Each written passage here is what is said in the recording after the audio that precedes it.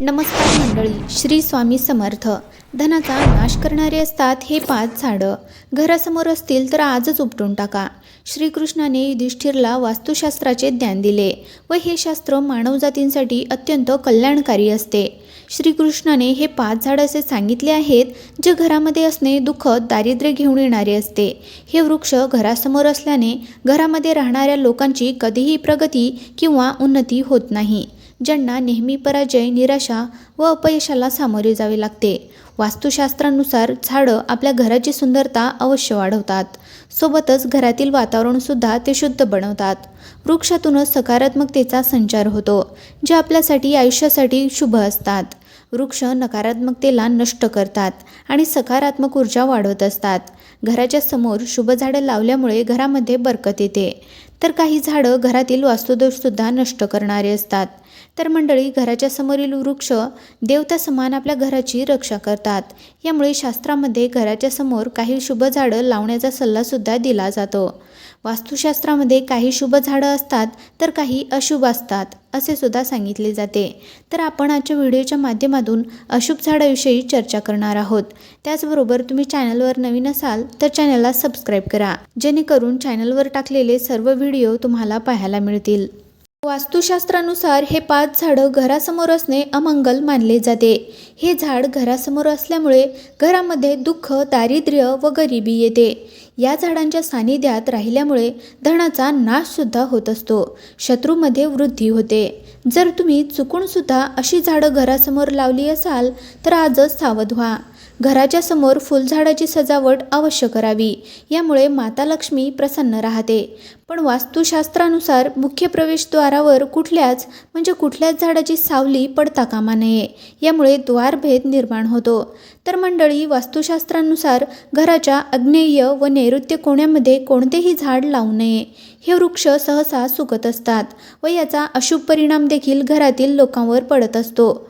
घरामध्ये किंवा घराच्या समोर काटेरी झाडही चुकूनही लावू नका, कारण काटेरी झाडं वास्तूमध्ये नकारात्मक ऊर्जा उत्पन्न करत असतात व घरामध्ये संपूर्ण नकारात्मकता पसरवत असतात. हे घरातील लहान मुलांसाठी सुद्धा योग्य नाही. काटे वास्तुशास्त्रानुसार नकारात्मकतेचे प्रतीक आहे. यामुळे घरामध्ये भांडण, क्लेश व मतभेद होऊ शकतात. घरातील लोकांची प्रगती होत नाही. पती-पत्नीमध्ये भांडणं होऊ लागतात. काटेरी झाडामध्ये गुलाब पण येत असतो. मग ते पण लावू नये का असा प्रश्न पडत असतो. तर गुलाब हे शुक्रग्रहाचे प्रतीक आहे. शुक्रग्रह हे धनसंपत्ती व पती-पत्नीच्या प्रेमाचे कारक आहेत. म्हणून गुलाब हा अपवाद आहे. म्हणून गुलाब आपण घरामध्ये लावू शकतो. ज्या झाडामधून दुधासारखा पदार्थ निघतो अशी झाडं घरामध्ये लावू नका.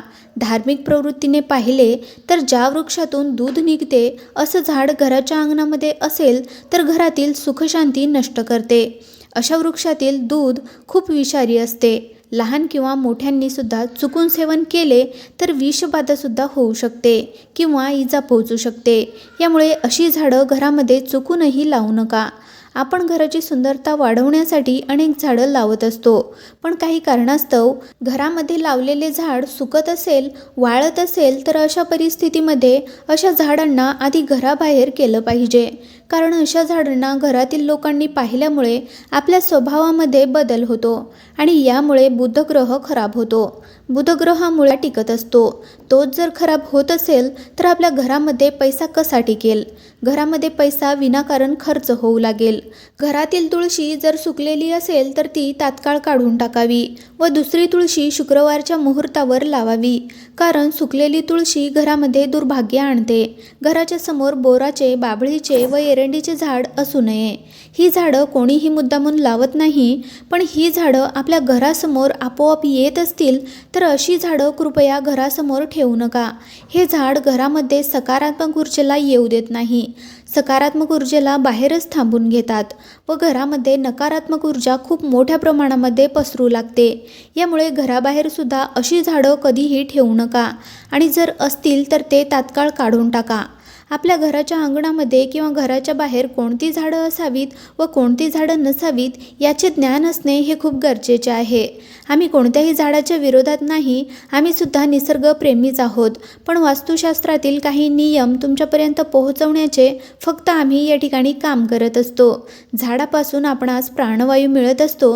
झाडं ही निसर्गाची देण आहेत, पण काही झाडं विषारीसुद्धा असतात, म्हणून त्यांना घराच्या अंगणात किंवा घराच्या बाहेर लावणे हे अशुभ मानले जाते. यामुळे आपणास कुठली झाडं आपल्या घरासमोर असावीत व कुठली झाडं नसावीत याचे ज्ञान असणे हे खूप गरजेचे आहे. जर व्हिडिओ आवडला असेल तर नक्की लाईक करा, शेअर करा, सबस्क्राईब करा, बाजूच्या घंटीला ऑल करा, त्यामुळेच मी टाकलेले प्रत्येक व्हिडिओ तुम्हाला पाहता येतील. धन्यवाद. हर हर महादेव.